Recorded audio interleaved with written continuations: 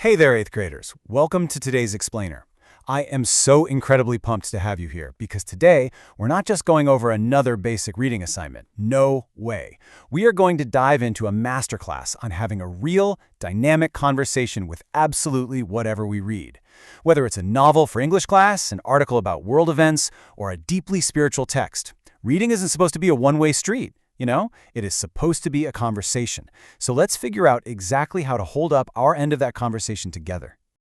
Okay, let's take a quick look at our roadmap for today. We're starting with the heart of reading, moving into why we even respond to text, checking out a simple 3-step method, making some real-world connections, and bringing it all home with education, morality, and peace. All right, Section 1, the heart of reading, and how to connect the text right back to you. Look, we've all been there, right? Dragging your eyes down a page, hitting the bottom, and realizing you absorbed absolutely zero of what you just read. It is so easy to fall into the trap of passive reading. But a personal response? That completely changes the game.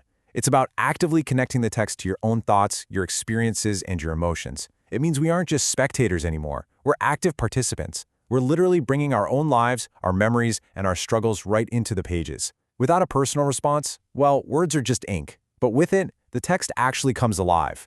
And honestly, this isn't some brand new trendy idea. It's actually ancient and profoundly spiritual. Think about this beautiful passage from Psalm 119, verse 15. It says, "I will meditate on your precepts and fix my eyes on your ways." Meditating on precepts isn't just speed reading to get it over with. It is the ultimate form of a personal response. It means rolling those words over in your mind, reflecting on them, and allowing them to actively shape how you see the world and how you act in it. Moving right along to Section 2, why respond to text? Because it goes way beyond just understanding the words. There is such a stark contrast between just understanding the literal words on a page and actually experiencing meaningful engagement. When we take the time to write a personal response, we interact, we think critically, and we make real connections. And here is the absolute secret superpower of meaningful engagement. It practically guarantees you will remember the content so much better than if you just passively skimmed it. Our brains just hold on to information a lot tighter when they connect it to something we already care about. The benefits go way beyond just getting a good grade. Sure, a great personal response deepens class discussions, and yeah, it clearly proves your engagement to your teachers. But more importantly, this level of engagement is exactly what helps us navigate complex news stories in the real world. It helps us understand the true intent behind personal letters, and it allows us to apply scripture and our faith in incredibly meaningful, practical ways. Okay, Section 3. Let's get practical with 3 steps to respond and successfully structure your thoughts. If you have ever stared at a blank screen wondering what on earth to write, I have got you. Here is a foolproof 3-step methodology. Step 1, identify your reaction. Step 2, connect to specific details. Step 3, explain why you had that reaction.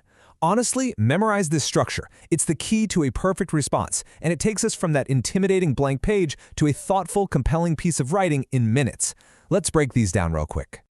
Step 1 is all about trusting your gut and identifying your initial reaction. When you read that chapter or that article, what did it make you feel? Ask yourself directly, did it inspire you? Did it challenge a belief you held? Did it remind you of something that happened in your own life? Don't overthink it at this stage. Just tap right into that initial emotional or intellectual spark. Once we have that initial reaction, the crucial next step is to root that response in specific quotes and scenes. A truly thoughtful response has to be anchored by specific examples from the actual text.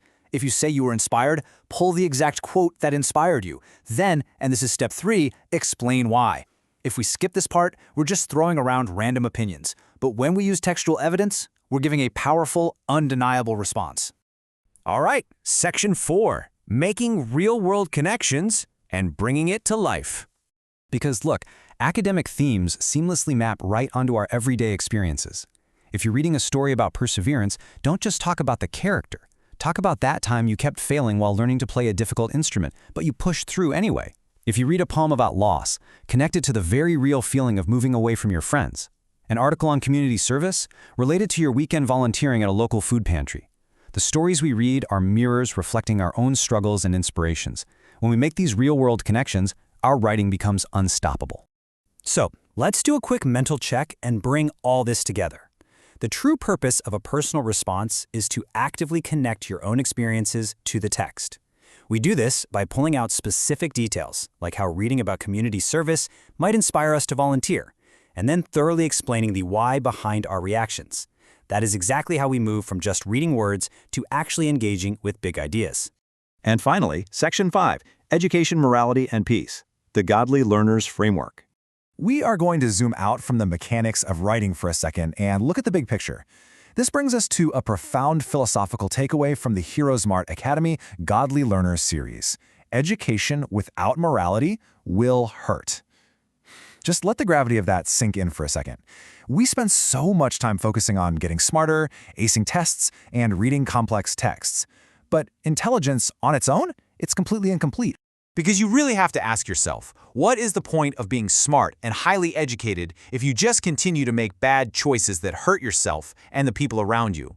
Your schooling, your reading, your intellect, it all must be guided by a strong moral framework. Ultimately, becoming a better reader is about becoming a better, wiser person who contributes positively to the world.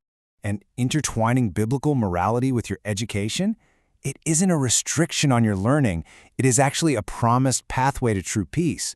Romans chapter 8, verses 6 and 7 actually promise peace of mind to everyone who keeps their mind spiritual.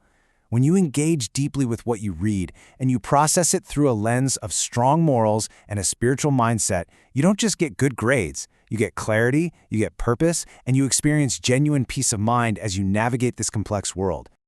So as we wrap up this explainer, I want to leave you with this final provocative thought. How will you apply this exact spiritual and academic mindset to your very next reading assignment? Tomorrow, when you open a book, are you just going to stare at the words, or are you going to engage your mind, connect your heart, and allow it to shape your moral compass? The choice is entirely yours. Thank you so much for joining me today, 8th graders. Now get out there, start reading, and start responding.